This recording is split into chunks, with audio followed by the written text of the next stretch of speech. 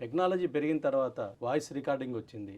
అవును. ఇప్పుడు AI technology వచ్చిన తర్వాత ఇంకెన్ని మార్పులు వస్తాయో తెలియదు. అట్లాంటప్పుడు ఇంకా చేతి రాత అవసరమా అని ప్రశ్నించే వాళ్ళు కూడా కొందరు తయారయ్యారు. అవును. మనం వాయిస్ రికార్డింగ్ చేస్తే అయిపోతుంది కదా, మనం చెప్పదలుచుకున్నది అయిపోతుంది కదా, 5 నిమిషాల్లో ఏమైనా తప్పులుంటే దిద్దుకోవచ్చు, పంపించచ్చు అనుకునే సందర్భంలో మీరు ఇచ్చే సలహా ఏంటి? 2017లో స్టాన్ఫోర్డ్ యూనివర్సిటీలో ఒక రీసెర్చ్ జరిగింది. వాళ్ళు ఏం చెప్పారంటే, మీరు టైప్ చేస్తే అంటే కీబోర్డ్, ఎలక్ట్రానిక్ కీబోర్డ్ మీద ఒక 10 పేజీలు టైప్ చేసిన తర్వాత వెంటనే మీరు ఏం టైప్ చేశారని అడిగితే మీరేం చెప్పలేరు. అదే 10 పేజీలు పెన్ను తీసుకొని రాసి పుస్తకం మూసేసిన తర్వాత మిమ్మల్ని అడిగితే అందులో 30-40% చెప్పగలుగుతారు. అవును. చేతితో రాసినప్పుడు రిటెన్షన్ ఎక్కువ ఉంటుంది. పెన్ను తీసుకొని కాగితం మీద రాసినప్పుడు మెమరీ ఎన్హాన్స్ అవుతుంది, కాన్సన్ట్రేషన్ ఎక్కువ ఉంటుంది. నేను ఒక వాక్యాన్ని ఇలా రాస్తూ ఉన్నప్పుడు నా మెదడు ప్రపంచంలోకి ఏ విషయం ఆలోచించడానికి సాహసించదు. కంప్లీట్ కాన్సన్ట్రేషన్ దాని మీదే ఉంటుంది. దాన్ని నేను ట్రాన్సెండెంటల్ మెడిటేషన్ అంటాను. భావాతీత ధ్యానం చేస్తే ఎంత ఫలితం వస్తుందో, ఒక పెన్ తీసుకొని కాగితం మీద రాసినప్పుడు ఒక 10 నిమిషాలు ప్రతిరోజు ఉదయాన్నే అలా రాయగలిగితే